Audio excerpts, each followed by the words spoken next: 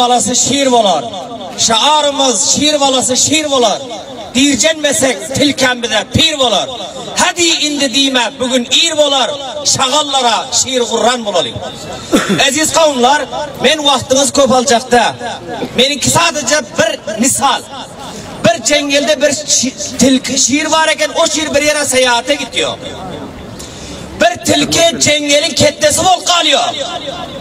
3 sanak inek var eken. Biri kara, biri ak, biri kızıl. Oğul karanı yiyor. Sen aytıyor ki ak bilen kızıla. Sillen içinde kara yaraşanıyor.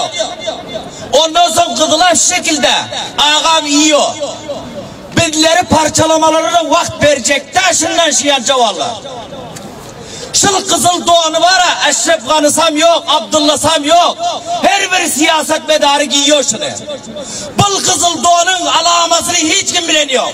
Bana bir ayet vereyim. Kızıl doğan, biriler ak kefen bile çıkıp kızıl kanı boyuyorlar. Türkmen bu şekilde gelir.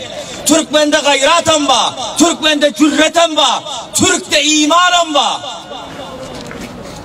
Türk'te iman var, lakin sabran var Türk'te. Türk başka millet yani sen de bökülemiyor. Türk, eğer Türk'ü uyandırsanız, Türk bile baş edebilmiyorsunuz. Bunu Eşref Kanı istiyor mu? Bunu Vali Balkı istiyor mu? O bende Huda Akçı'da 2 tane nefer yok edildi. Türkmen'in evladı. Mazar-ı Şerif'te 10 yaşında bir oğlun mektepten geliyor bile öldürüldü. İndi hem Abdurraufcan 9 yaşında bir karanşına. Naray takbir! Naray takbir! Naray takbir! Sizlerde vicdan yok mu hükümet bölüyor adamlar? Sizlerde iman yok mu? Ni imanınız var eğer şul tapılmasa? Ni şerefiniz var? Ni haysiyetiniz var? Biriler akkine ki akkine Mazar-ı Şerif'ten Resul'i bir nefer ben 100 bin sala alıp hakkımdan dufa edecek diyor. Biriler bana bağışın bile edecek. 10 mil sala alıp bana hemen gidecek son yanına.